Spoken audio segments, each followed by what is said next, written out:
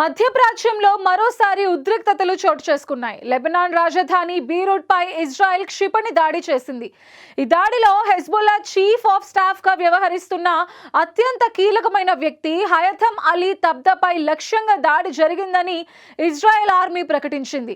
ఈ దాడిలో హయథమ్ అలీ తబ్దపై మృతి చెందారా లేదా గాయపడ్డారా అనే దానిపై ఇంకా స్పష్టత లేకపోయినా ఈ దాడి జూన్లో కుదిరిన కాల్పుల విరమణ ఒప్పందాన్ని ఇజ్రాయెల్ ఉల్లంఘించడమేనని హిజ్బుల్లా ఆరోపిస్తోంది.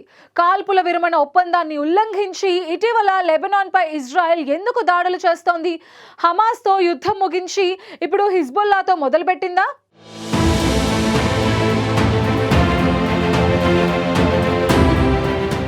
లెబనాన్ రాజధాని బీరుట్ మరోసారి రక్తసిక్తమయ్యింది. ఇజ్రాయెల్ హిజ్బుల్లా మధ్య కాల్పుల విరమణ ఒప్పందం జరిగింది. అప్పటి నుంచి ఆ నగరం కాస్త ప్రశాంతంగానే ఉంది. కానీ ఇటీవల హమాస్ ఇజ్రాయెల్ మధ్య కాల్పుల విరమణ ఒప్పందం తర్వాత ఇజ్రాయెల్ మళ్లీ హిజ్బుల్లాపై దృష్టి పెట్టింది. ఆదివారం బీరుట్ శివారుల్లోని హరెట్ హెచ్చీక్ ప్రాంతంలో ఇజ్రాయెల్ క్షిపణి దాడి చేసింది. దీంతో ఈ ప్రాంతం మళ్లీ యుద్ధభూమిగా మారింది. హిజ్బుల్లా కీలక నాయకుడు హయాథమ్ అలీ తబ్తబై లక్ష్యంగా ఈ దాడి చేసినట్లు ఇజ్రాయెల్ ఆర్మీ స్పష్టం చేసింది. గతంలో 2 సార్లు అతడిపై ఇజ్రాయెల్ హత్యాయత్నం చేసింది. అయితే ఈసారి మాత్రం దాడి ఖచ్చితంగా హైథమ్ ఉన్న ప్రాంతానికే జరిగిందని, ఆయనను టార్గెట్ అని ఇజ్రాయెల్ స్పష్టం చేసింది. ప్రస్తుతం హయథమ్ అలీ తబ్తబై హిజ్బుల్లా సంస్థలో చీఫ్ ఆఫ్ స్టాఫ్ గా పనిచేస్తున్నాడు. అంతకు మించి ఆయన ఆ సంస్థలోని అత్యంత శక్తివంతమైన దళమైన రద్వాన్ యూనిట్ కు సారథ్యం వహిస్తున్నాడు. ఈ రద్వాన్ యూనిట్ ఇజ్రాయెల్ కు తీవ్రమైన ముప్పు కలిగించే దళంగా పరిగణిస్తున్నారు. అయితే ఈ దాడిలో హైథమ్ అలీ తబ్తబై హతమయ్యాడని ఇజ్రాయెల్ ఆర్మీ పేర్కొంది. అంతేకాదు హిజ్బుల్లా మాత్రం తమ సీనియర్ కమాండర్ మృతిని గాని గాయపడడాన్ని గాని ధృవీకరించలేదు.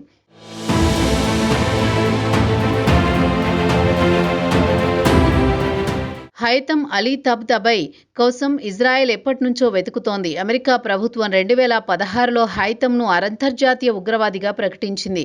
అంతేకాక హైథమ్పై అమెరికా ప్రభుత్వం $5 లక్షల రివార్డును కూడా ప్రకటించింది. బీరుట్ దక్షిణ శివారు ప్రాంతాలు సాధారణంగా హిజ్బుల్లాలకు కంచుకోటలుగా ఉంటాయి. ఈ ప్రాంతాల్లో ఇజ్రాయెల్ దాడి చేయడం ఇదే మొదటిసారి. కాల్పుల విరమణ ఒప్పందం ఉన్నప్పటికీ అత్యంత కీలకమైన మిలిటెంట్ కమాండర్ను లక్ష్యంగా చేసుకోవడం ద్వారా ఇజ్రాయెల్ తన భద్రతా ఆందోళనలను మరోసారి స్పష్టం చేసింది. హైథమ్ అలీ హతమయ్యాడని ఇజ్రాయెల్ ప్రకటిస్తే హిజ్బుల్లాకు ఒక పెద్ద ఎదురుదెబ్బగా పరిణమిస్తుంది. ఆయన రద్వాన్ యూనిట్ నాయకత్వంలో ఖాళీ ఏర్పడితే హిజ్బుల్లా మిలిటరీ కార్యకలాపాలపై దాని ప్రభావం ఖచ్చితంగా ఉంటుంది. క్షిపణులు భవనంపై పడినప్పుడు ఆ అపార్ట్మెంట్ పూర్తిగా శిథిలమైపోతుంది. చుట్టుపక్కల ఉన్న వాహనాలు, భవనాలు కూడా దెబ్బతింటాయి. రాత్రి సమయంలో ఆకాశం వెలిగిపోయిందని, క్షిపణి దాడితో భూమి ఒక్కసారిగా కంపించిందని స్థానికులు చెబుతున్నారు.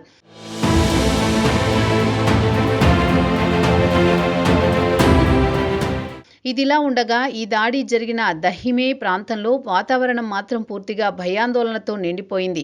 దాడికి కేవలం కొద్దిసేపటికి ముందే అక్కడి ప్రజలు యుద్ధ విమానాల శబ్దం వింటున్నట్టు చెబుతున్నారు. వాహనాలు కాలిపోయాయి, భవనాలు ధ్వంసమయ్యాయి, చిన్నపిల్లలు ఏడుస్తూ పరుగులు తీశారు అని స్థానికులు తమ భయానక అనుభవాన్ని చెబుతున్నారు. అక్కడి ప్రజలకి ఇది మళ్లీ 2006 లెబనాన్ యుద్ధాన్ని గుర్తు చేసింది. ఈ దాడిలో 24 మందికి పైగా పౌరులు మరణించినట్లు లెబనాన్ ఆరోగ్య మంత్రిత్వ శాఖ చెబుతోంది. అయితే ఈ సంఖ్య ఇంకా పెరిగే అవకాశం ఉంది. ఎందుకంటే శిథిలాల కింద చాలా మంది చిక్కుకున్నారని తెలుస్తోంది.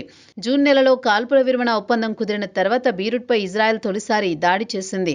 కాల్పుల విరమణ ఒప్పందాన్ని ఉల్లంఘించి ఇజ్రాయెల్ దాడి చేయడంతో ఇజ్రాయెల్ హిజ్బుల్లా మధ్య ఉద్రిక్తతలు మళ్లీ పెరిగే అవకాశం కనిపిస్తోంది. మధ్యప్రాచ్యంలో శాంతి ప్రయత్నాలు ఎంత బలహీనంగా ఉన్నాయో ఈ దాడి ద్వారా మరోసారి తేటతెల్లమైంది. ఈ ఉల్లంఘన కారణంగా హిజ్బుల్లా తప్పకుండా ప్రతీకారం తీర్చుకునే అవకాశం ఉంది. దీనివల్ల ఇజ్రాయెల్ లెబనాన్ సరిహద్దుల్లో మళ్లీ ఉద్రిక్తతలు పెరిగి సంపూర్ణ యుద్ధానికి దారితీసే ప్రమాదం ఉంది.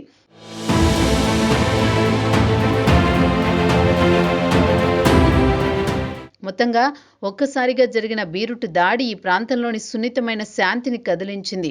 ఇజ్రాయెల్ దాడిలో లక్ష్యంగా పెట్టుకున్న వ్యక్తి హతమయ్యారా అనే ప్రశ్నల కంటే ఈ దాడి తర్వాత మధ్యప్రాచ్య రాజకీయాలు ఏ దిశగా మలుపు తిరుగుతాయి అనేది చర్చనీయాంశంగా మారింది.